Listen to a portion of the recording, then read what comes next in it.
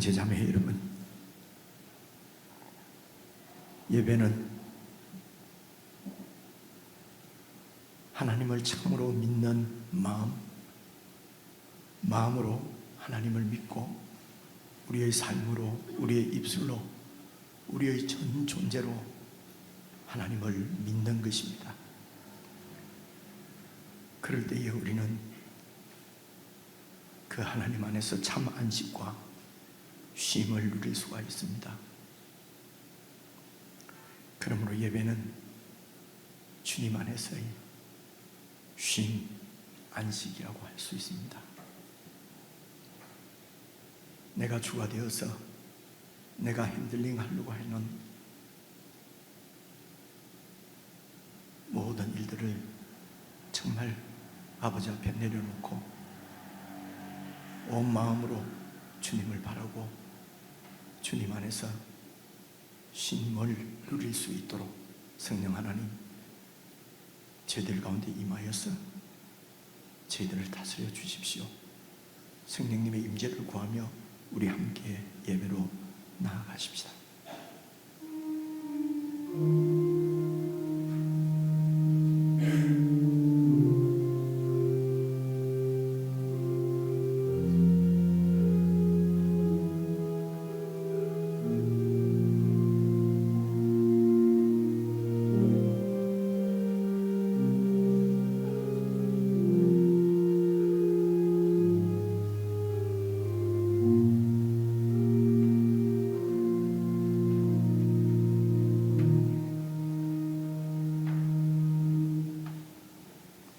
진실한 마음으로 우리의 신앙을 아버지 앞에 함께 고백하겠습니다.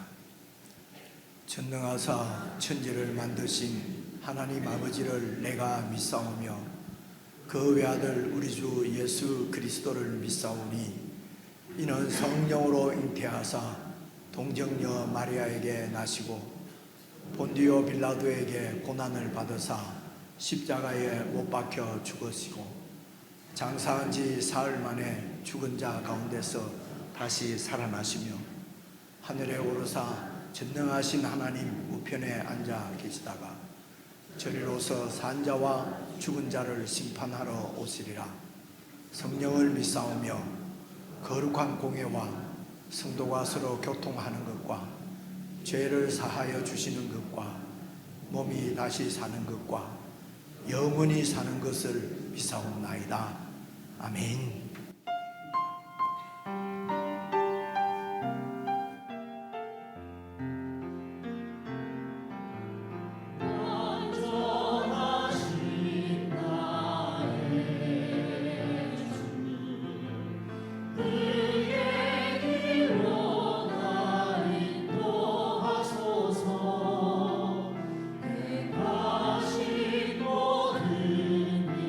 주님의 영광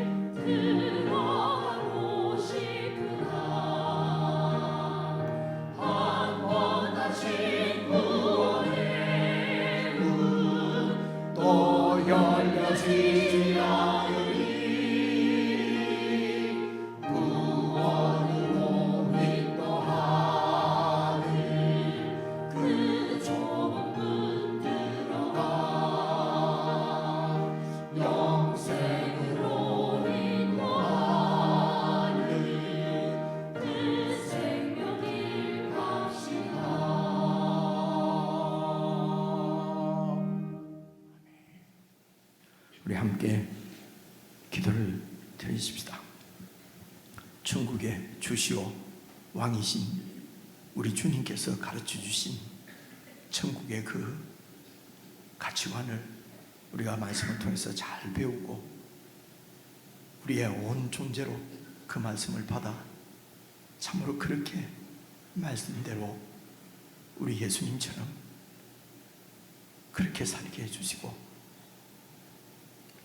우리가 그렇게 천국 백성으로 살아갈 때에 이 세상 가운데 우리를 통하여서 정말 천국의 영광이 천국의 왕이신 예수 그리스도의 통치의 영광이 드러나게 해주십시오. 정말 하나님의 뜻대로 천국 백성으로 우리가 살아가는 삶의 현장에서 그렇게 살 수 있도록 도우시고 인도해 주십시오. 우리 합심해서 함께 기도하겠습니다.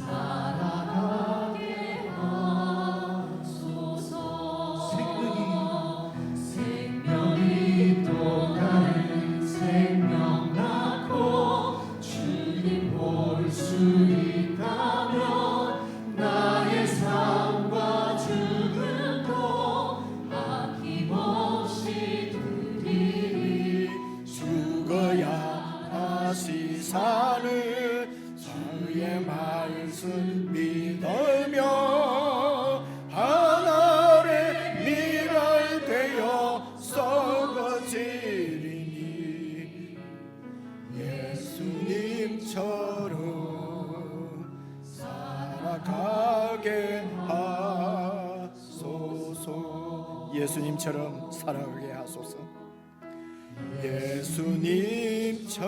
예수님처럼 살아가게 하소서.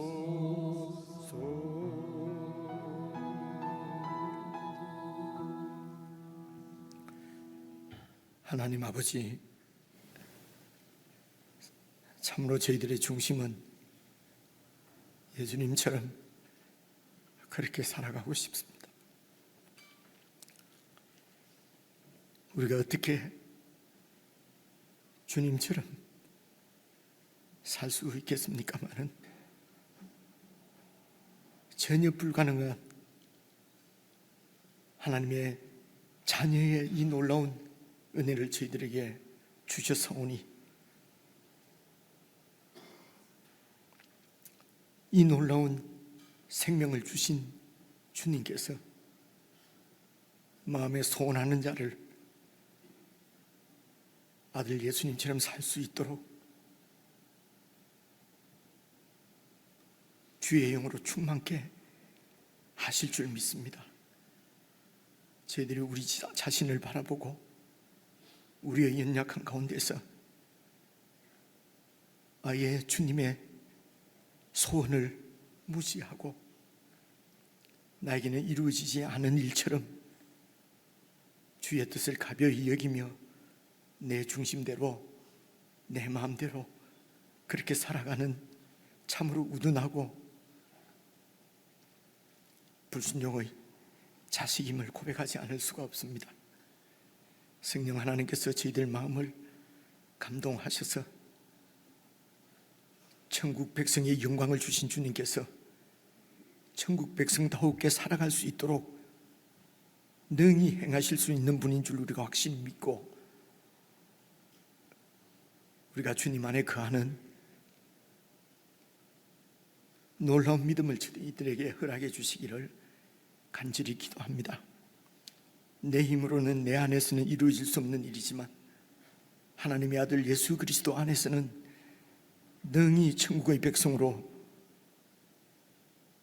주님께서 가르쳐 주신 대로 그 천국의 가치대로 그렇게 살아갈 수 있을 줄로 믿습니다. 오늘도 말씀해 주시고 가르쳐 주시고 저희들을 감동시키셔서 저희들 가운데 참 영적 부흥이 있게 해 주옵소서. 그리하여 온전히 하나님을 믿는 믿음으로 우리에게 주신 말씀대로 그렇게 살아갈 수 있도록 도와주시기를 기도합니다. 오래 믿은 우리의 신앙 경력이 열심하는 우리의 신앙 직분이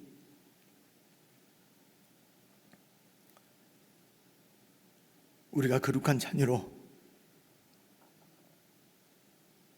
살아가는 것으로 착각하지 않도록 저희들의 눈을 열어주시기를 기도합니다. 내 기분 하나, 내 성질 하나 극복하지 못하고 자존심에 묶여서 죄의 종로로 사는 우리의 모습들을 자주 대하게 되고 목격하게 됩니다. 그럴 때마다 낙심되고 냉소적인 마음이 생기고 도저히 우리에게 이루어지지 않을 것 같은 천국의 그 본질이 그저 뜬구름 잡는 것 같고 우리가 살아가는 삶에는 아무런 능력이 되지 않는 것 같은 참으로 불신앙과 불순종의 자녀의 모습을 저희들 가운데서 발견하게 됩니다. 저희들 불신앙들을 용서하시고 제거해 주시고 어떤 상황에서도 우리가 주님 안에 거하는지 주님의 말씀 안에 거하는지 우리 자신들을 잘 점검해서 어디에서 무엇을 하든지 어느 때나 주님 안에 거하는 저희들이 될 수 있도록 저희들을 늘 빛 가운데로 이끌어 주시기를 기도합니다. 말씀 가운데서 우리의 주님이신 예수 그리스도를 밝히 볼 수 있는 은혜가 교회 가운데 넘치게 해주시고 사랑하는 성도들 가운데 은혜로 역사해 주시기를 간절히 원하옵고 예수님의 이름으로 기도드리옵나이다. 아멘.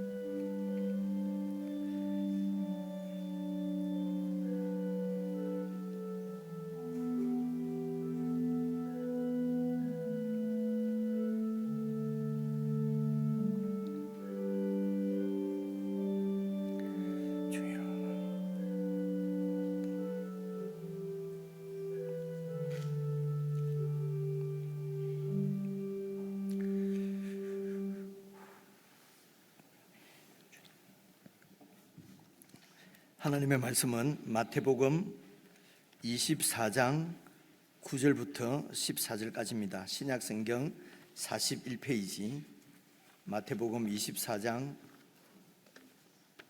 9절부터 14절까지입니다.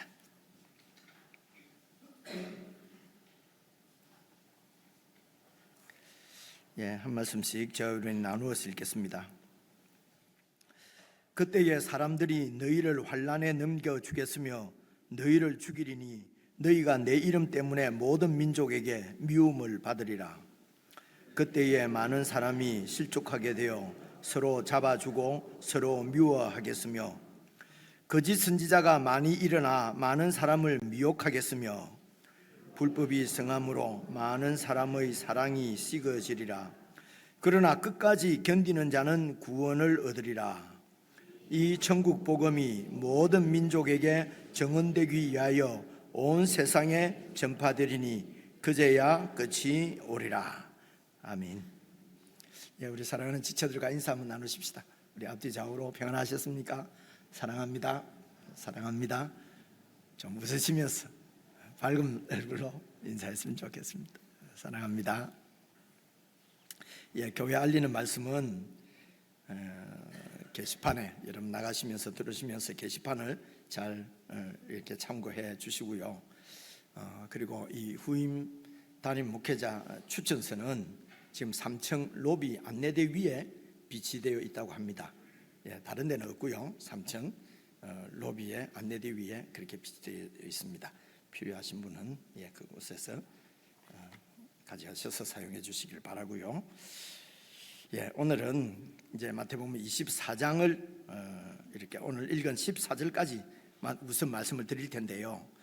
우선 이 마태복음 24장, 25장을 보통 성경을 조금 이렇게 읽고 연구를 하는 분들은 마태복음 24장, 25장을 종말론에 관한 말씀이라고 그렇게 보통 분류를 해요. 그러니까 예를 들면 고린도전서 13장 하면은 사랑의 장 뭐 이런 식으로, 그리고 히브리서 11장 하면은 무슨 장요?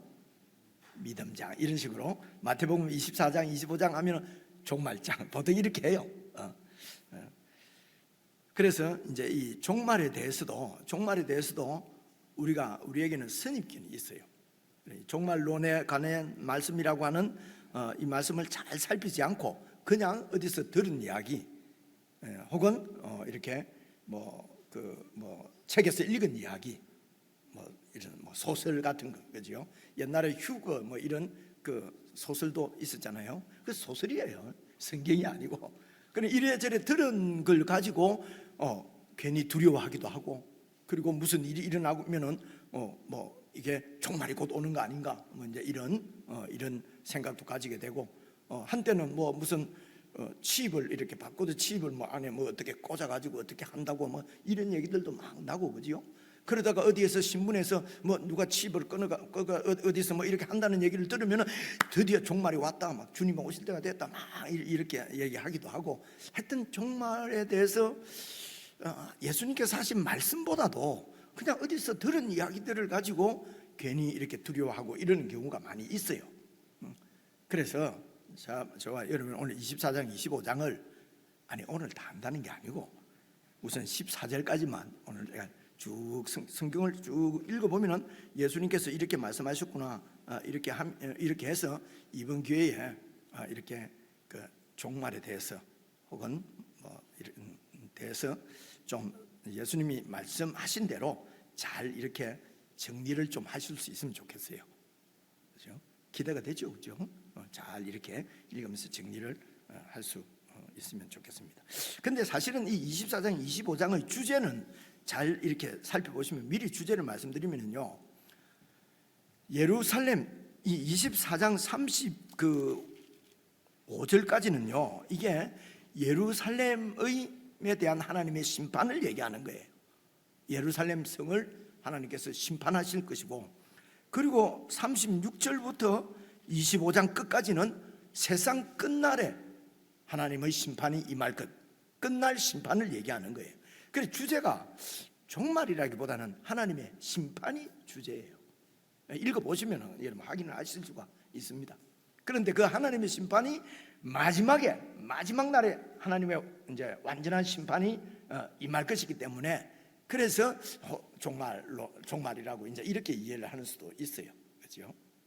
어쨌든 그래서 오늘 읽어볼 함께 살펴볼 14절까지는 예루살렘 성에 대한 심판의 이야기입니다. 그래서 24절을 보시면은요, 24장 참 1절을 보시면요, 24장 1절, 예수께서 성전에서 나와서 가실 때에 제자들이 성전 건물들을 가리켜 예수님께 보이려고 나오니, 이래 돼 있거든요. 그래서 예수님께서 23장에 있는 긴 말씀을, 긴 가르침을 성전 안에서 제자들과 무리들에게 가르친 내용이, 성전 안에서 예수님께서 이렇게 천국에 대해서 많이 가르치셨어요. 그리고 이제 오늘 24장 1절에서는 성전에서 이렇게 나오십니다. 나오시는데, 그런데 제자들이 이제 성전에서 나오면서 성전 건물이 너무나 엄청나고 막 크고 막 웅장하고 너무 영광스러운 거죠, 그죠? 그래서 그 성전을 예수님께 자랑 삼아 이렇게 보이려고 그래 했다는 것입니다. 그런데 이제 23장, 지난 주일날 우리 살펴본 마지막 부분 말씀을 우리가 다시 한번 보시면은요, 23장 37절부터 한번 봐보십시오. 37절 보시면은요, 예루살렘아 예루살렘아 선지자들을 죽이고, 예루살렘이 선지자를 죽인 건 아니죠. 그래서 이제 이런 건, 예루살렘은 비유법입니다. 상징법이에요. 예루살렘이 상징하는 것은 하나님의 그 나라, 유대 나라를 얘기하는 거예요. 그렇죠? 유대 나라 혹은 또 유대 백성. 그리고 좀 더 좁히면은 이제 그렇죠, 예루살렘 백성들, 그죠? 그래서 이 예루살렘이 선지자들을 죽이고 너에게, 예루살렘에게 파송된 자들을 돌로 치는 자여. 그러니까 예루살렘이 자잖아요, 그렇죠? 그래서 유대 이제 백성들을 얘기하는 거죠. 그리고 백성들의 특별히 지도자들, 돌로 치는 자여, 암탉이 그 새끼를 날개 아래에 모음같이, 예수님 말씀입니다. 내가 네 자녀를, 그러니까 예루살렘의 자녀들, 그러니까 이것이 유대 백성들을 얘기하는 거죠.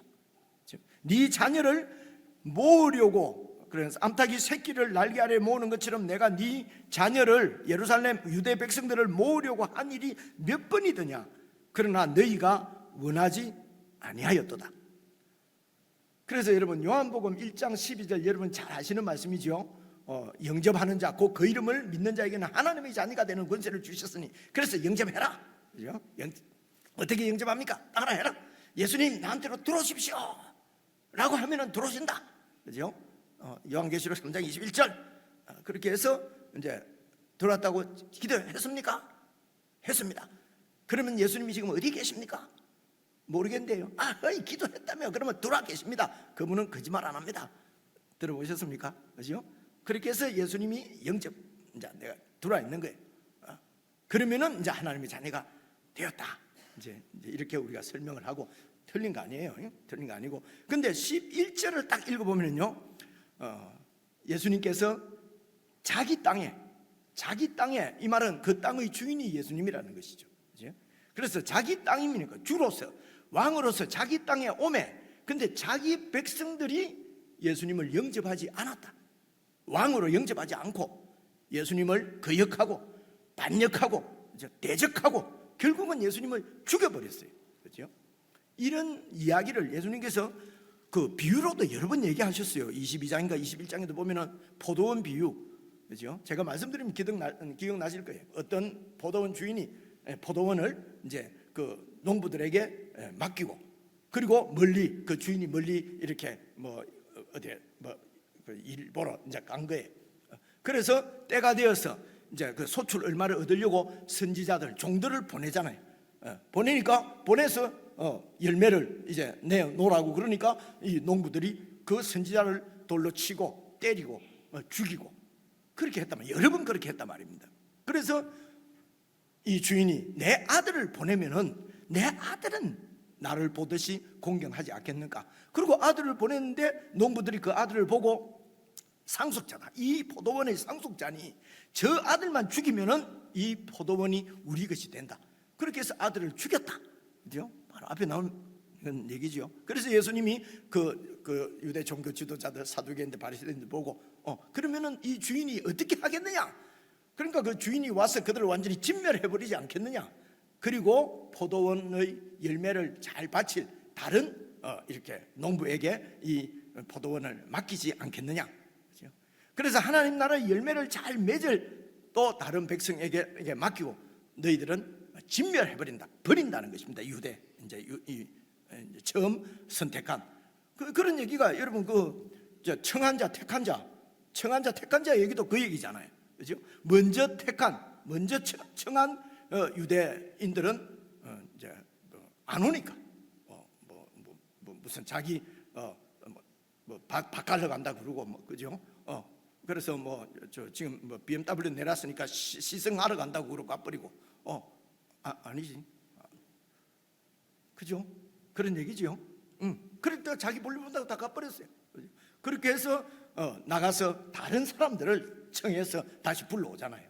그래서 예수님의 지금까지 많은 비유가 다 이 얘기예요.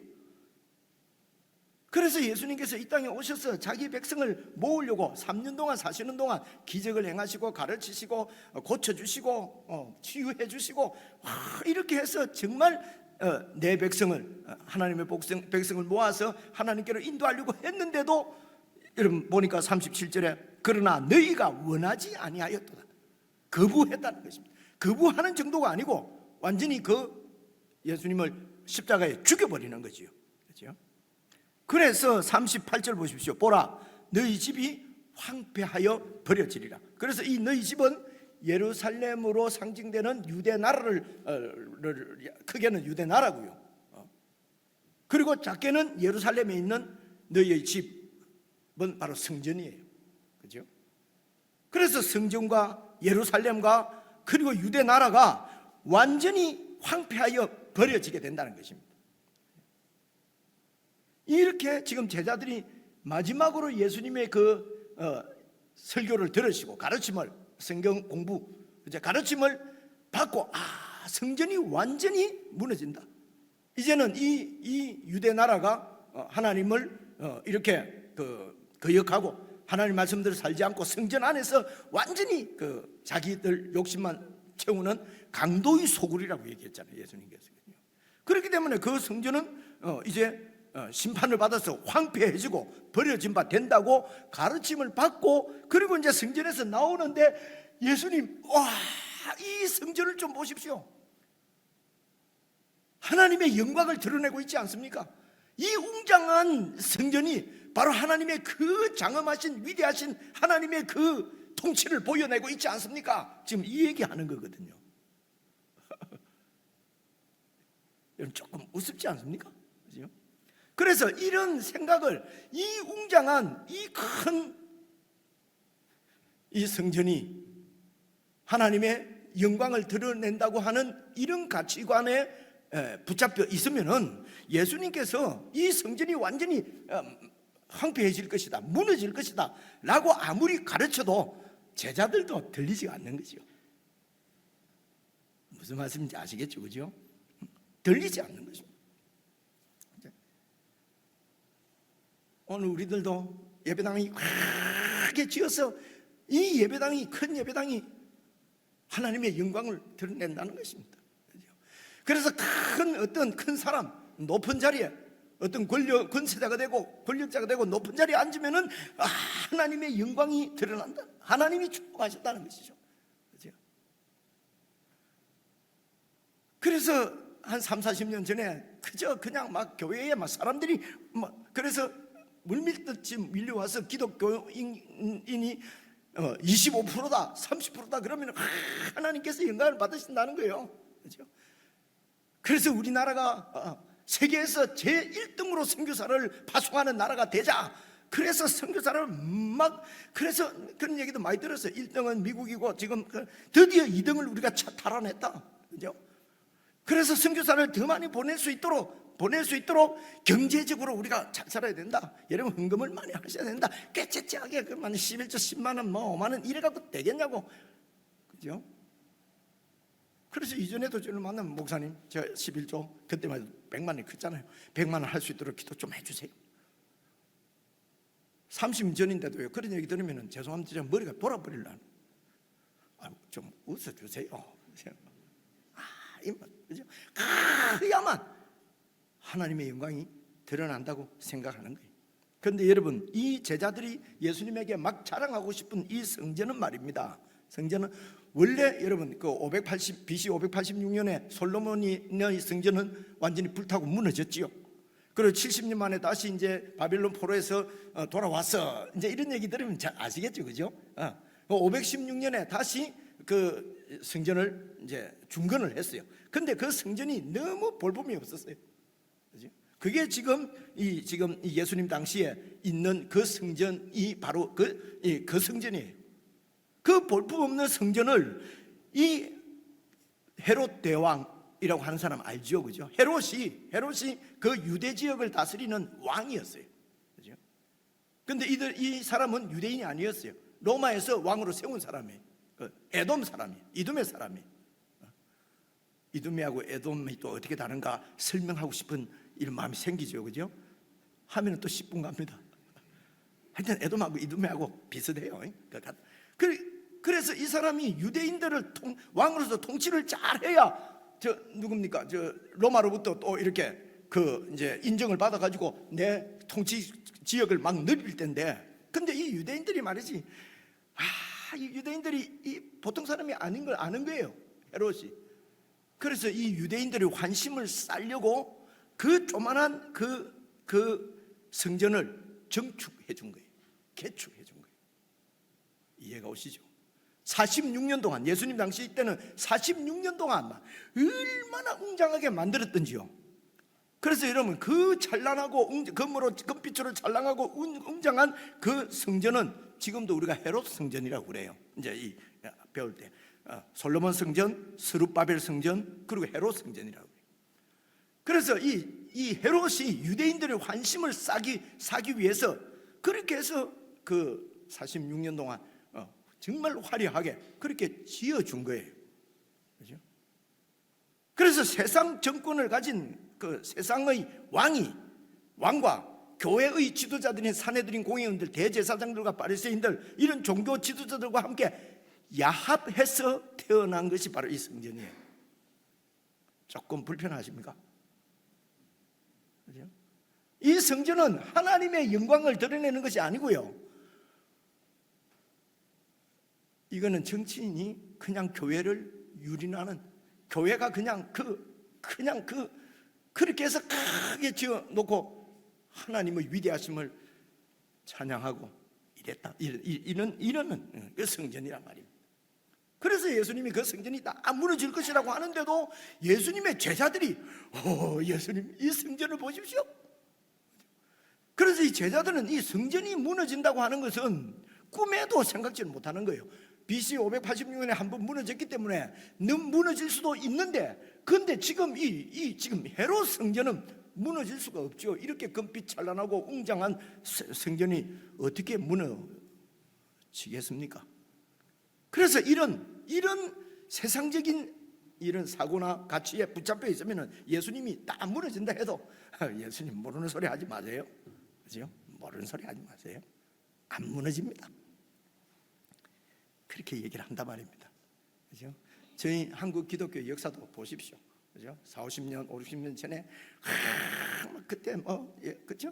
그 넓은 땅 다 그냥 정부로부터 받아갖고 거기에 큰 예배당을 짓고 거기에 큰 선교 센터를 짓고 이렇게 해가지고 그죠? 하나님이 주셨다. 하지만 그거는 다 잘 이렇게 통치하려고 하는 대통령 그 정권과 그냥 교회 지도자들이 그래서 제가 비난을 하려고 하는 것이 아니고요. 그러니까 이런 원죄죠. 이런 죄 가운데서 지금 세워져 온 그 교회가 사실은 한국 교회입니다. 근데 한국 교회뿐만이 그런 것이 아니고요. 이건 역사적으로도 다 정권과 교회가 야합했을 때 그때 다 타락했어요. 역사적으로도 봐보세요. AD 313년 밀라노 칙령이 있기 전에 그 로마의 기독교가 로마의 국교가 되기 전에는요 정말 교회가 깨끗하고 순수했어요. 가짜 세례교인이 없었어요. 역사적으로. 근데 313년 이후로는 완전히 전부 다 가짜판이죠. 그래서 여러분 1500년대 16세기까지 그때를 종교 암흑 시대라고 그러는 거예요. 500년부터 1500년까지 1000년을 일반 역사에서도 종교 암흑 시대라고 그래요. 이런 부분도 우리가 잘 생각을 주제가 아니기 때문에 이제 알 수가 있습니다. 다 문에 떨어지리라. 그러니까 봐보세요. 3절 예수께서 감람산 위에 앉으셨을 때에 그래서 제가 말을 안 하고 넘어가려고 했는데 그래서 그 한국 교회가 이렇게 무너진 것입니다. 그렇죠? 하나님의 심판인 줄 알아야 되는데 다시 또 그때 영광을 재현하자 그러면서 또 그래서 여러분 조창기도회 이런 데 가 있는 목사님들 눈에 딱 넣어놨다가 하여튼 그분들 말은 듣지 마세요. 또 그런 사람이 우리 교회에 나온다 그러면 그런 목사님 우리 교회에 있다 그러면 어깨 힘주고 다니죠. 그죠?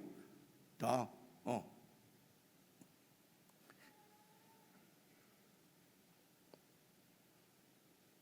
그만해야 되겠습니다. 그죠? 여러분 생각 좀 하시라고 제가 드리는 말씀입니다. 3절 한번 봐보십시오. 예수께서 감람산 위에 앉으셨을 때에 제자들이 조용히 와서 물어보는 거예요. 우리에게 이르소서 어느 때에 이런 일이 있겠으며 이런 일이 뭡니까? 성전이 무너지는 때가 언제겠습니까? 그러니까 이 사람들에게는 이 제자들에게는 유대인들에게는 성전이 무너진다고 하는 것은 이거는 경악할 일입니다. 그렇죠? 있을 수 없는 일이에요. 그래서 성전이 무너질 때가 언제 그런 일이 있겠습니까? 그러면서 또 보십시오. 또 주의 임하심은 메시아가 강림하는 것을 이분들이 지금 메시아를 유대인들은 오랫동안 강림하기를 기다리고 있었지 않습니까? 그래서 주의 임하심은 메시아가 강림하시고 그러니까 구약 성경에 예언된 메시아가 강림하심과 세상 끝에는 무슨 징조가 있겠습니까? 그러니까 이 유대인들의 구약 성경에 대한 해석은 그들이 갖고 있는 생각은 메시아가 오시면은 그날이 바로 세상 종말이라고 생각하는 거예요. 그래서 메시아가 임하시면은 완전히 그 반역자들, 죄인들은 다 심판하시고 의인인 자기들은 구원해서 천국으로 영원한 천국으로 자기들을 데리고 가는 이해가 오시죠, 그죠? 이때가 바로 종말이에요. 그래서 주의 임하심과 세상 끝에는 무슨 징조가 있겠습니까? 물어봤어요. 그래서 성전이 무너지는 것과 세상 마지막 종말과 이들은 거의 연결되어 있는 같은 선상에서 생각을 하는 거예요. 이해가 오시죠, 그죠? 그러니까 성전이 무너진다는 것은 세상 끝이에요. 하나님의 심판이 임하는 거예요. 그래서 이것을 연결시켜서 똑같은 거로 본지는 안 했을지 몰라도 연결시켜서 지금 얘기를 하는 것입니다. 그죠?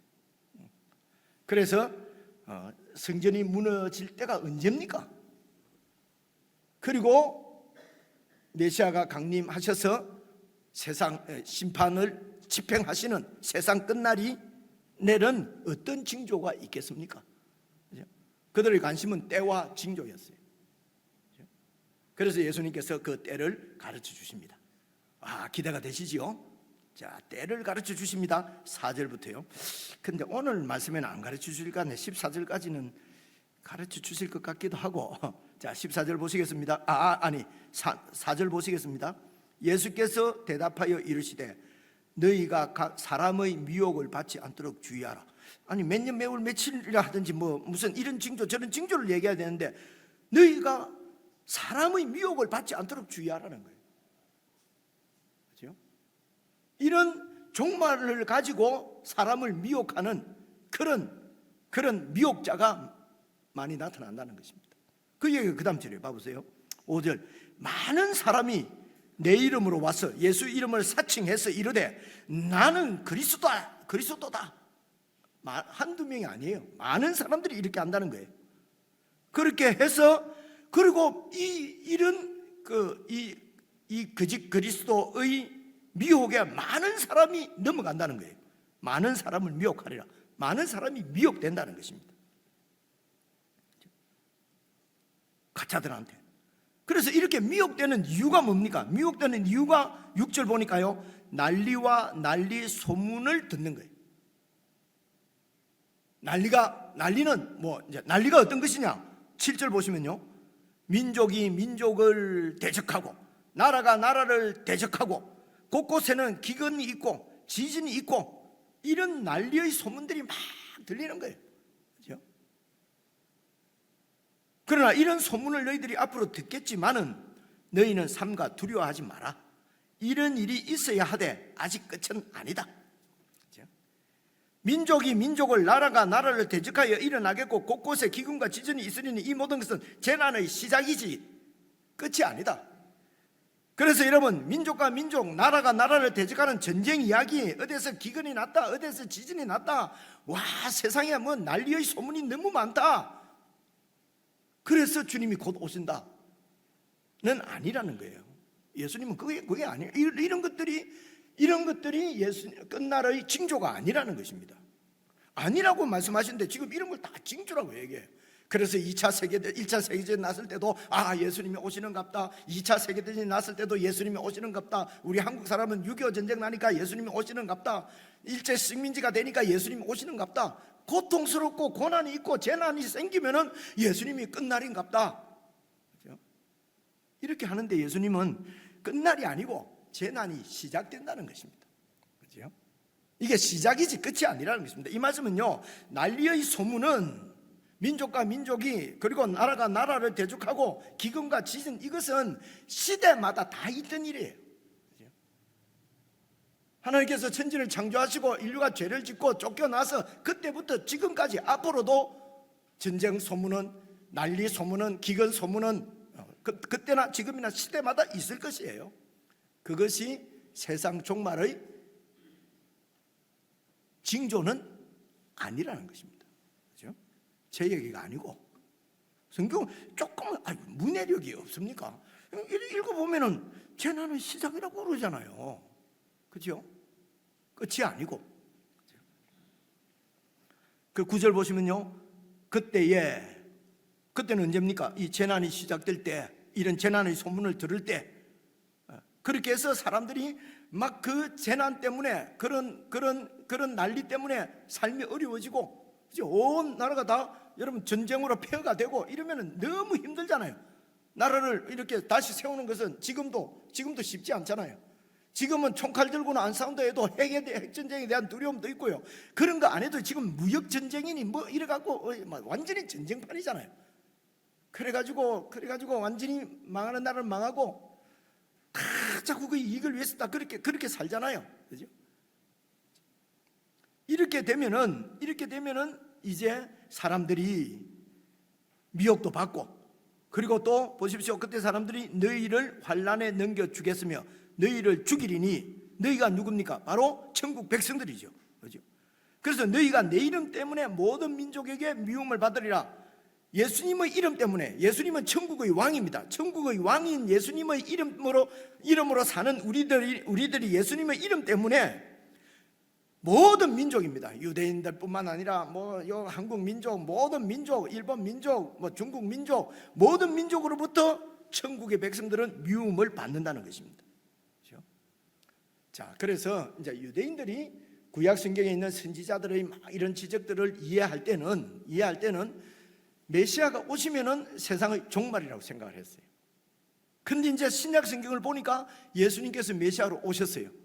오셔서 십자가에 죽으셨어요. 죽으신 것은 물론 여러 가지 포함합니다만, 이 예수님이 죽으신 것은 이 첫 창조의 이런 모든 본질적인 이런 첫 창조의 모든 악을 십자가로서 제거해 버리신 것입니다.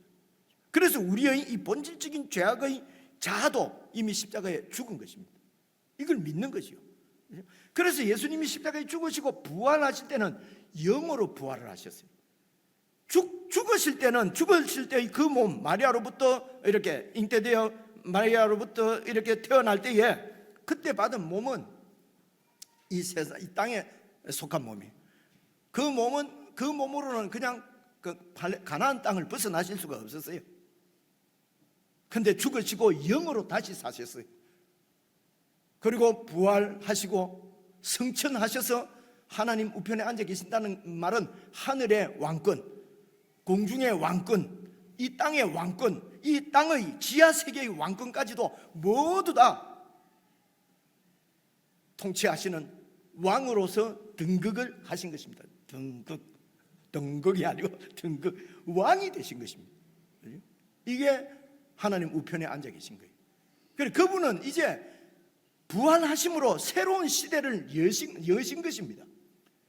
첫 창조의 시대는 지금도 계속되고 있습니다. 우리는 다 첫 창조의 시대로, 이 첫 창조의 이 세상은 강대국이 지배하는 것 같습니다. 강대국이 이 세상 역사를 돌리는 것 같습니다. 우리 다니엘서에 다 보고 있잖아요. 그죠? 강대국이 이렇게, 그러나 그런 강대국이 돌리는 것이 아닙니다. 우리가 기억하는 대로 강대국은 멸망하고 다시 세워지고 하지만은 때가 되면은 뜨인돌이 와서 태산을 이룬 하나님 나라, 이 바로 예수 그리스도 나라입니다. 이 나라는 영적인 나라예요. 그래서 영원한 나라예요. 그래서 예수님의 부활 때부터는 여러분 민족이 두 민족이 있어요. 예수님의 백성인 민족과 천국 민족과 이 땅에 있는 여러 민족들이 있어요. 그래서 예수님께서 다시 재림하실 때에 이 첫 창조의 모든 것은 심판받아서 사라질 것입니다. 그리고 이 영원한 천국은 계속해서 그건 영원한 거니까 여러분 이 천국이 그렇게 영원토록 이렇게 갈 것입니다. 그래서 우리가 이 땅에 있을 때는 지금 예수님을 왕으로 믿는 그분의 통치 가운데 있는 저와 여러분은 그래서 이중 국적이에요. 이 얘기가 여러분 빌립보서 내가 아침에는 또 2장이라 했는데 3장이에요. 3장 19절에 보면은 우리의 시민권은 천국에 하늘에 있다. 여러분 다 아시는 얘기잖아요. 그죠? 그래서 우리의 시민권은 하늘에도 있고 이 땅에 지금 우리가 몸을 입고 사는 동안에는 저와 여러분은 한국 국적을 갖고 있어요. 시민권이 2개예요. 그러니까 여러분 기뻐하십시오. 이중 국적자예요. 그죠? 다른 국적 가지려고 애쓰실 필요 없어요. 벌써 지금 우리는 천국 국적을 갖고 있는 것이에요. 그래서 이 세상이 어려워지면은 이 천국 백성들은 예수님의 가르침대로 살게 될 것입니다. 예수님의 가르침대로 살면은 이게 고난이에요. 예수님의 가르침대로 살면은 고난이에요. 미움을 받아요. 밥맛이라고 그래요. 그래요? 이렇게 어렵고 하면은 좀 서로 속이고 좀 해야 되는데 치만 잘났다고 막 깨끗한 척 이렇게 해요. 그래서 모든 주위로부터 다 이렇게 미움도 받아요. 10절 보세요. 그래서 그때에 이 재난이 시작돼. 그때는 바로 그때는 지금 그 성전이 무너질 그때예요. 그럴 때가 되면은 많은 사람이 실족하게 되어서 서로 잡아주고 서로 미워하겠으며, 이것이 여러분 징조면 징조라고 할 수 있어요. 실족하게 되어서 서로 잡아주고 서로 미워하고, 그죠? 그래서 하나님 백성으로 천국 백성으로 살다가는 이게 도저히 살아남을 수가 없어요. 이 세상에서 재난 가운데서는. 그죠? 그렇게 해서 믿음을 배반하고 그렇게 해서 이제 그렇게 이어서 보시면요, 11절 보면 거짓 선지자가 많이 일어나 많은 사람을 미혹합니다. 거짓 선지자가 뭡니까? 예수님께서 가르쳐 주신 천국의 가르침이 아니고, 그죠? 다른 거죠. 그죠? 번영신학, 그죠? 부흥신학, 그죠? 잘 되는 신학, 이렇게 해서 그냥 잘 되는 것이 커야 하나님의 영광이고, 그죠? 이런 완전히 거짓 선지자가 많이 일어나서 많은 사람을 미혹하게 했으며, 그래서 오직 내 욕망을 채우고 내 욕심을 채우는 거니까 불법이죠. 불법이 성함으로 많은 사람의 사랑이 식어집니다. 그래서 교회 안에서도 서로 다투고 싸우고, 그래서 찢어지고, 여러분 그렇게 해서 교단이 나뉘는 거예요.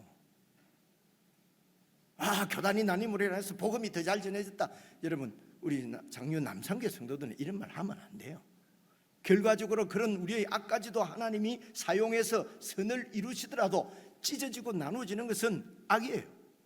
이런 걸 미화시켜 버리면 안 되죠. 그죠?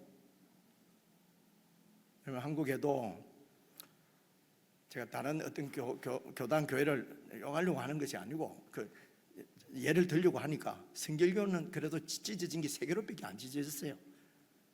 여러분, 장로교 간판을 달고는 350개입니다. 원래 1개였어요. 해방되었을 때는 조선 예수교 장로회 1개였어요. 여러분, 대부분이 다 싸워서 내가 총회장 안 됐어, 내하고 뜻이 안 맞았어, 그렇게 해서 다 갈라지는 것이에요. 사랑이, 불법이 성함으로 사람들의 사랑이 식어져서 쪼개집니다. 그래서 많은 사람들이 실족합니다. 교회 안에서도 도대체 교회가 뭐냐, 참된 사랑이 어디 있냐, 이것도 또 자기중심적이죠. 어쨌든 그렇게 해서 실족, 믿음에서 떠납니다. 이런 교회는 안 갈란다, 이런 예수 어떻게 믿냐, 저 사람만 없으면 내가 믿는다, 그죠? 여러 가지 우리의 믿음을 실족게 만드는 일이 주위에 얼마나 많은지 몰라요. 그래서 갈수록 믿음 지키기가 더 힘든 시대. 차라리 총 들고 예수 안 믿는다 하면 쏴 죽이겠다, 안 믿는다 해라, 믿습니다 하고 빵 하고 죽는 게 낫지, 아닌가? 지금처럼 막 이렇게, 그죠? 이렇게 진짜 믿음을 지키려고 하면요, 이게 보통 일이 아니에요. 그래서 13절 같이 읽겠습니다. 시작. 그러나 끝까지 견디는 자는 구원을 얻습니다. 그래서 여러분, 그리스도인들의 영적 전쟁은 누구하고 막 싸워가지고 막 두드려 부수고 막 교회를 핍박하는 무슨 세력을 그냥 막 넘어뜨리고 막 다 쫓아내버리고 이런 게 아니에요. 이런 혼잡한 세상 가운데서 끝까지 천국 백성으로서의 정체성을 지키는 거예요. 이게 영적 싸움입니다. 그래서 끝까지 견디는 것이 이기는 거예요. 실족해서 미끄러지면은 여러분 지는 것이에요. 지면은 여러분 구원이 없습니다. 믿음을 떠났는데, 천국에서 나가버렸는데 어떻게 영원한 천국을 여러분 들어갈 수가 있습니까? 끝까지 견디는 자가 여러분 구원을 얻습니다. 14절 말씀도 지금 시작하면 조금 길어져서 다음 주일날 14절부터 연결해서 그렇게 말씀을 드리겠습니다. 그래서 그 당시에 유대인들은 성전의 멸망이 끝인 줄 알았는데, 사실은 예수님께서 오셔서 예언한 대로 성전이 멸망하고, 그리고 예수님이 재림할 때까지가, 그러니까 이게 다 사실은 종말이죠. 지금 우리는 종말을 살아가고 있는 것입니다. 그래서 주님이 오시면은 이제 완전히 끝나는 것입니다. 그래서 이 성전 멸망 앞의 어떤 일어나는 일이 동일하게 지금 이 종말 시대에 우리에게도 일어나기 때문에 예언을 이중적 예언이라고 얘기를 합니다.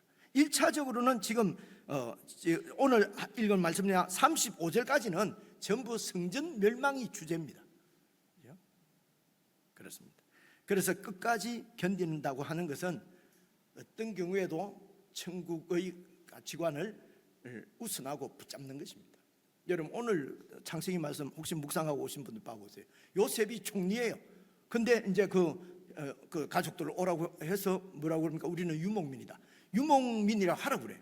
그죠? 유목민은 이 애굽에서는 싫어하는 거예요. 그래서 이 본이 뭐랍니까? 본 사회, 주류 사회로 들어갈 수가 없는 거예요, 유목민은. 그래서 고센 땅에서 그냥 유목민으로. 여러분, 농경 땅을 가지고 농사를 짓게 되면 떠날 수가 없어요. 근데 유목민들은 언제든지 양 몰고 그냥 가면 됩니다. 그래서 고센이 바로 가나안 땅으로 가는, 애굽에서 가나안 땅 가는 길목이에요. 그래서 요셉이 이 땅 달라고 하라 그러는 거예요. 우리가 영원히 머무를 것은 애굽이 아니라는 것입니다. 애굽이 그렇게 살기 좋은데, 그죠? 그게 아니고 가나안 땅이라는 것입니다. 그죠? 그래서 본류, 주류 사회로 들어가지 않고 그 서울하고 아주 멀리 떨어져 있어요. 이 고센 땅이에요. 그래서 이 서울의 영향을 안 받는 거예요. 그죠? 그래서 그 언약 백성으로서 제 정체성을 고센 땅에서 지키며 살 수가 있었던 거예요. 그죠? 감이 좀 잡히시죠, 그죠? 자꾸 서울로 가려고 하지 마세요. 그죠? 주류 사회로 들어가야 된다. 주류 사회로 들어가면은 정체성을 잃어버려요. 그죠? 잃어버릴 수가 있어요. 그저 변두리에서. 그래서 여러분, 천국 가치관을 가지고 그냥 살아가라고 하는 것이지, 언제 어느 때에 어떤 징조가 있을 거니까 그 징조가 있으면 so what? 그래서 뭐 어떻게 하라고요?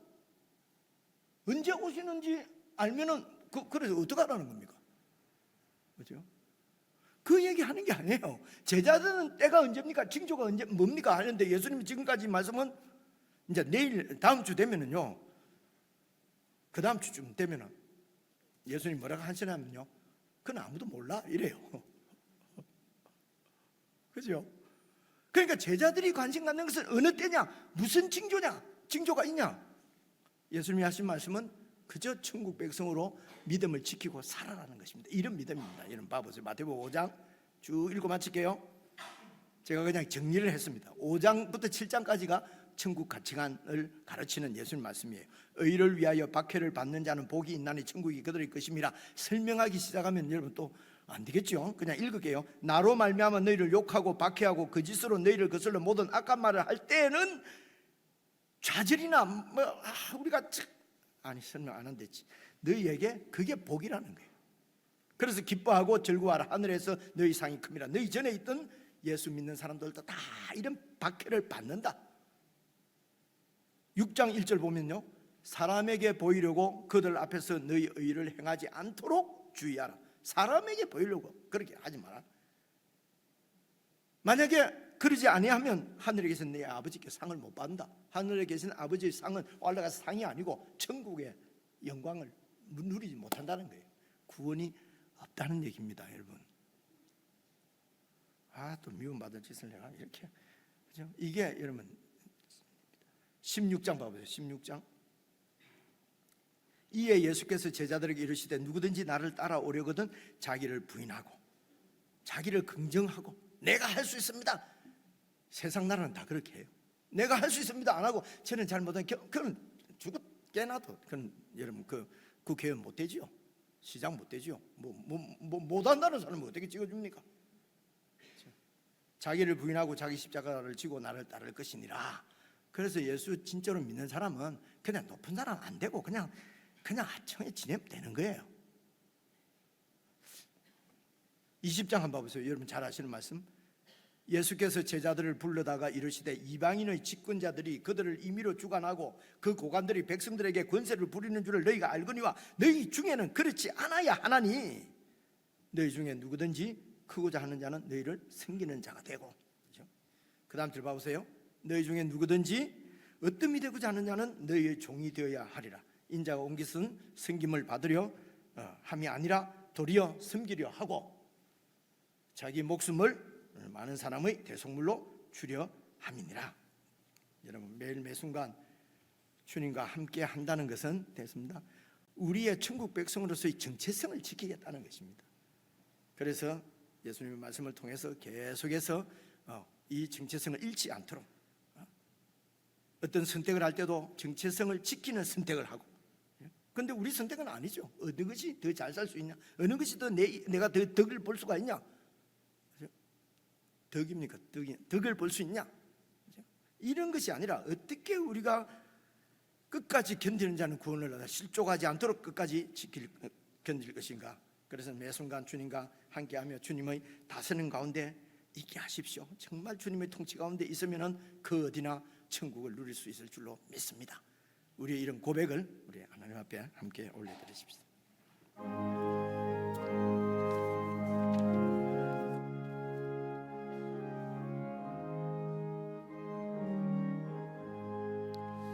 내 영혼이 은총 입어 중한 죄지 먹고 보니 슬픔 많은 이 세상도 천국으로 가도다.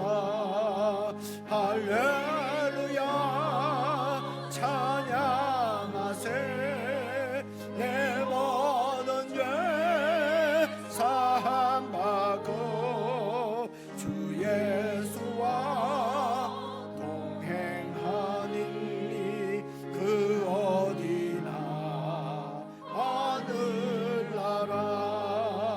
주의 얼굴 뵙기 전에 멀리 하늘나라. 내 마음속에 이루어지니 날로 날로 가깝도다. 할렐루야 찬양하세. 내 모든 죄 사함받고 주 예수와 동행하니 그 어디나 하늘나라.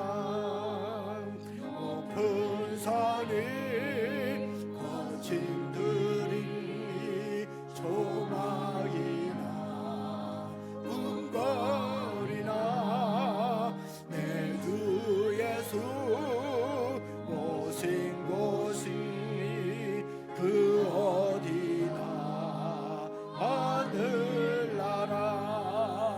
할렐루야 찬양하세.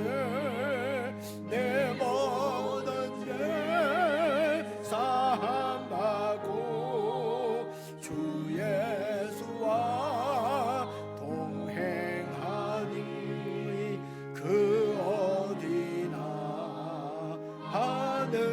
하늘나라. 아멘. 우리 한 1분 정도 개인적으로 기도를 드리십시다. 사랑하는 성도 여러분, 어떻습니까? 우리는 정말 예수님께서 가르쳐 주신 천국의 가치관대로 천국의 본질을 살아내고 있습니까? 아니면은 여전히 세상에 살던 방식으로 내 중심적으로 내 자존심, 내 이득, 내 기분, 내 뜻이 중심이 되어 있지는 않으십니까? 우리의 말씀드린 대로 우리의 교회 경력이나 신앙 직분이나 이런 것들이 우리의 신앙을 말해주는 것이 아닙니다. 정말 우리가 끝까지 견디어서 정말 구원의 영광을 누릴 수 있도록 참으로 매일매일을 주님 말씀으로 무장하고 정체성을 잘 지켜 살아갈 수 있도록 중심이 아니라 주변에서 우리의 정체성을 먼저 지키는 일을 중심으로 우리의 삶을 정말 주님과 연합하고 동행하는 삶을 살게 해주십시오. 우리 이런 제목으로 개인적으로 한 1분 정도 기도하겠습니다.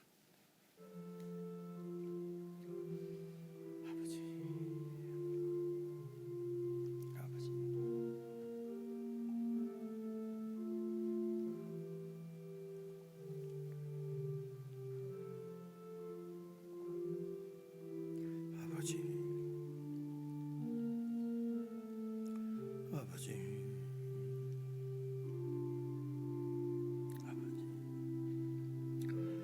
아버지,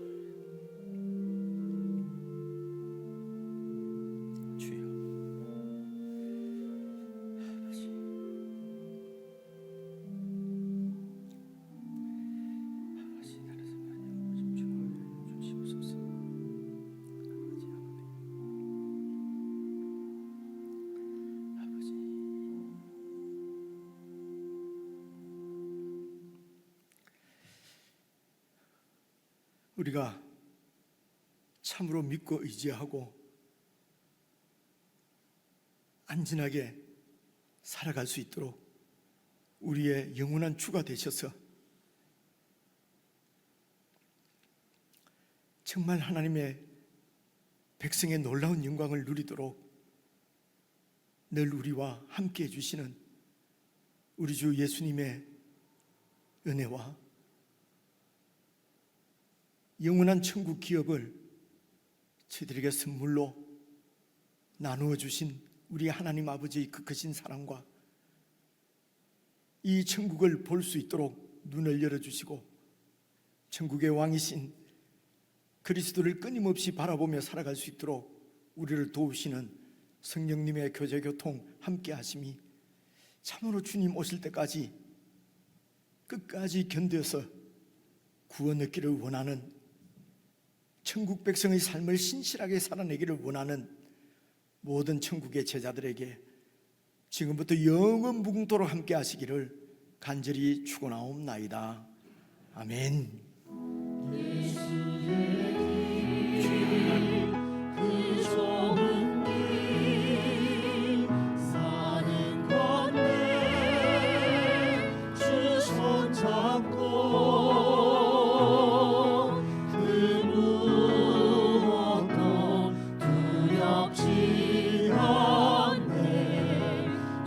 주신 약속 내게 있으니 세상의 길 그 험한 길